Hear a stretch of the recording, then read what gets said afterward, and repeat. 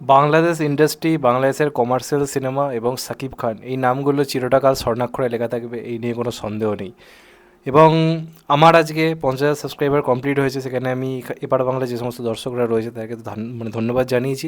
Plus আমার চ্যানেলে সাকিব খানেরও অনেক অডিয়েন্স রয়েছে, বাংলাদেশ থেকেও প্রচুর ভালোবাসা পেয়েছি, তাদেরকেও আমার তরফ থেকে অনেক ভালোবাসা ও ধন্যবাদ। তাই বলবো এই ভিডিওটাও যারা দেখছো, যারা ওপার বাংলার আজকে নতুন আমার চ্যানেলে, প্রত্যেকে পারলে চ্যানেলটা সাবস্ক্রাইব করে দিও and get the bell icon. তো এখন কথা বলবো বাংলাদেশের এই মুহূর্তে বিগেস্ট মুভি বরবাদকে কেন্দ্র করে, এবং এখানে one and only megastar Shakib Khan রয়েছে, ওখানকার অন্যতম বড় সুপারস্টার, এবং বক্স অফিসের দখলে যে সিনেমাগুলো সেরকম ভালো হচ্ছে না বা যেটার হাইপ কম সেটাকে পর্যন্ত সাকিব খান অন্য লেভেলে বক্স অফিস এনে দেয়। সেটা আমরা দরদের মাধ্যমে তো দেখিয়েছি, কোনো হাইপ ছাড়াই নর্মাল টাইমে এসেও একটা যথেষ্ট ভালো বিজনেস করেছে। প্লাস এবার পালা হচ্ছে বরবাদে, যেটা সাকিব খানের main peak time, Eid release হতে চলেছে, এবং এটা সামনে রিলিজ করবে হচ্ছে দাগি। তো এটার যা ফার্স্ট লুক ঝলক যা দেখলাম, বাকি সব সিনেমা ভাই বিরাট রকম কিন্তু চাপে পড়বে, এই নিয়ে কোনো সন্দেহ নেই। এমনিতেই আমরা তুফানের মাধ্যমে দেখেছি ঈদের টাইমে বক্স অফিসে কী করতে পারে সাকিব খান, কী লেভেলের বক্স অফিস আনতে পারে। প্লাস সে এখন ওখানকার one and only Masia commercial cinema দিক দিয়ে বিচার করতে গেলে। তো এই সিনেমাটা নিয়ে অনেক ধরে অনেক কথা শুনছিলাম। আমাদের এখানকার নায়িকা ইথিকা পাল, সে ওখানে কাজ করছে, প্রিয়তমার পরে আবার আমরা এই জুটিকে দেখতে পারবো।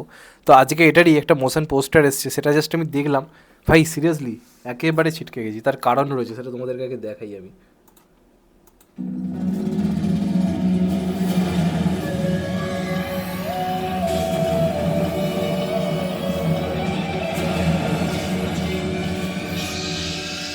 ও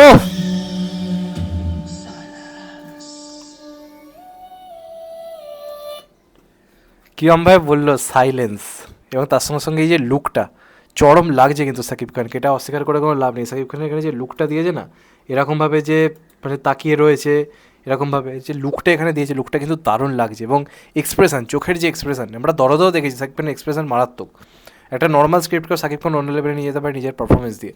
তারপরে এখানেও যে লুকটা দিয়েছে, যে লুক অ্যান্ড ফিলটা, যে গাড়িটা পুরো রক্তাক্ত হয়ে, প্লাস প্রথমে যেভাবে জিনিসটা স্টার্ট হলো, হেলিকপ্টার যাচ্ছে, বোঝাই যাচ্ছে কতটা লার্জার দ্যান লাইফভাবে জিনিসটাকে বানানো হয়েছে, কতটা ডেডিকেশন দিয়ে জিনিসটা করা হয়েছে। তো এটা কিন্তু ঈদে একটা মার্কেটারি বিজনেস করতে চলেছে।